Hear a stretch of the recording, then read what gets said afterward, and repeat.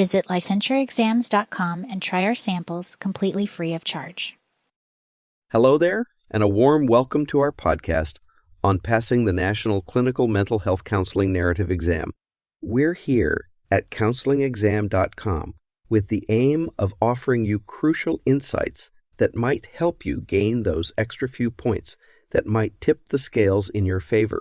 Remember, you already have what it takes. It's in there. You can do it. Today we're going to revisit treatment techniques used in person-centered therapy and give an example of how a therapist may use the technique. Number 1, active listening. This technique involves the therapist attentively listening to the client, including their spoken words, tone, body language, and emotional state. The therapist shows their understanding by paraphrasings, summarizing, and mirroring the client's expression. Example: the therapist might say, "It sounds like you're feeling overwhelmed by your work responsibilities." 2. Actualizing tendency. This concept is based on the belief that every individual has an innate tendency to develop in a positive direction and reach their full potential. In this context, the therapist encourages clients to believe in their capacity to grow and change. Example: you have faced such situations before, and I trust you can handle this one too. 3. Client empowerment. The therapist encourages the client to recognize their strengths, abilities, and potential, fostering a sense of self-efficacy and empowerment. Example: you've already made significant progress in handling your stress. How can you use these skills to manage your current situation? 4. Client self-determination.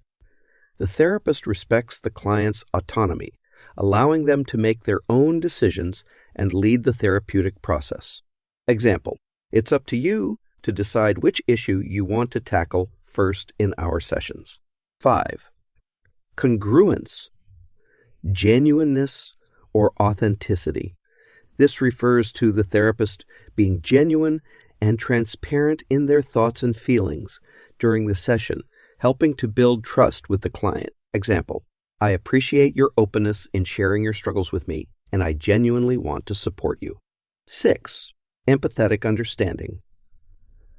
The therapist shows empathy towards the client by trying to understand their emotions and perspectives without judgment. Example: it must have been really tough for you to go through such a difficult time. 7. Encouragement of self-exploration. The therapist encourages the client to delve into their feelings, thoughts, and behaviors to better understand themselves. Example: can you tell me more about what made you feel that way? 8. Focus on the here and now. The therapist encourages the client to focus on their present feelings and thoughts rather than dwelling on the past or worrying about the future. Example: what emotions are you feeling right now in this moment?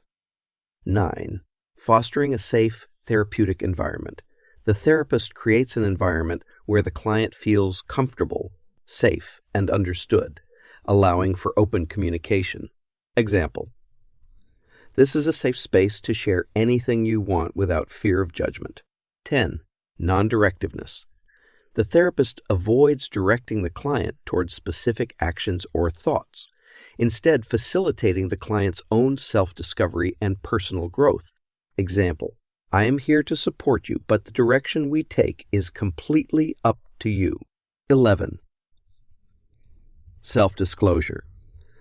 Occasionally, therapists may share personal experiences or feelings relevant to the client's situation to build a more authentic and empathetic relationship. Example: when I faced a similar situation, I felt a lot of anxiety too. It's a normal reaction. And 12. Unconditional positive regard. The therapist shows absolute acceptance and respect towards the client, regardless of what they say or do. Example: no matter what you're going through or what feelings you're experiencing, you have my complete acceptance and respect.